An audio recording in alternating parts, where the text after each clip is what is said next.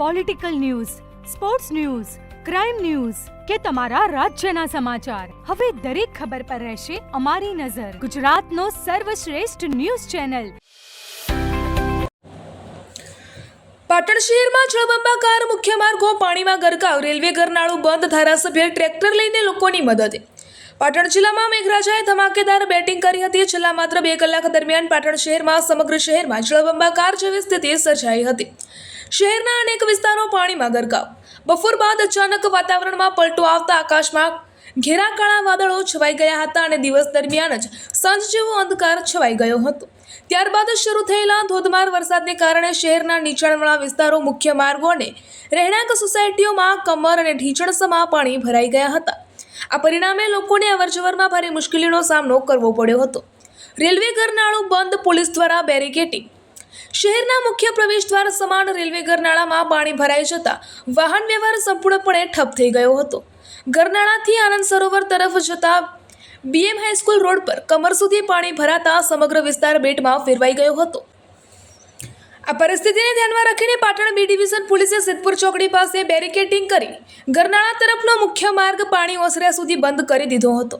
મુખ્ય માર્ગો અને બજારોમાં વાહન ચાલકો અટવાયા. ભારે વરસાદને કારણે સિદ્ધપુર ચોકડી, તિરુપતિ માર્કેટ, પદ્મનાભ વિસ્તાર, પદ્મનાભ ચોકડીથી Yashdham road, Meera Darwaja road, Gayatri Mandir road, KK girls high school road, Liliwadi road, Sudama ચોકડી, છીડિયા ચોક તથા પારીવા સર્કલથી ખાલકશા પીર રોડ સુધીના વિસ્તારમાં પાણી ભરાઈ જતા અનેક માર્ગો પર વાહન વ્યવહાર ખોરવાઈ ગયો હતો. રાહદારીઓ અને વાહન ચાલકોને ભારે હાલાકીનો સામનો કરવો પડ્યો હતો. પાટણમાં 15 સોસાયટીમાં વરસાદી પાણી ઘૂસ્યા. આનંદ સરોવર પાછળ આવેલી ચિત્રકૂટ, યોગેશ્વર પાર્ક, શ્રીનગર સહિત 10 જેટલી સોસાયટીઓમાં મુખ્ય માર્ગો અને કેમ્પસ પાણીમાં ગરકાવ થઈ ગયા હતા. ટેલિફોન એક્સચેન્જ રોડ પર આવેલી કર્મભૂમિ સોસાયટી તથા ત્રિભુવન પાર્ક વિસ્તારમાં પણ રસ્તાઓ પર પાણી ભરાઈ ગયા હતા. સોનીવાડા વિસ્તારની કેટલીક દુકાનોમાં પાણી ભરાઈ જતા વેપારીઓમાં નુકસાનીની ભીતિ ફેલાઈ હતી. સ્થાનિકોએ પાલિકા તંત્રને રજૂઆત કરી હોવા છતાં સમયસર પાણી નિકાલની અસરકારક વ્યવસ્થા ન થતાં લોકોમાં અસંતોષ જોવા મળ્યો હતો.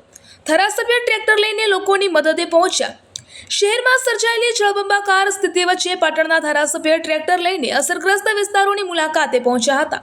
તેમણે પાણી ભરાયેલા વિસ્તારોની સ્થિતિનું નિરીક્ષણ કર્યું હતું અને BM હાઈસ્કૂલ નજીક વરસાદી પાણીમાં બંધ પડી ગયેલી એક વાનને પોતાના ટ્રેક્ટરની મદદથી ખેંચીને સુરક્ષિત સ્થળે પહોંચાડવામાં આવી હતી. ધારાસભ્યની આ કામગીરી સ્થાનિકોમાં ચર્ચાનો વિષય બની હતી.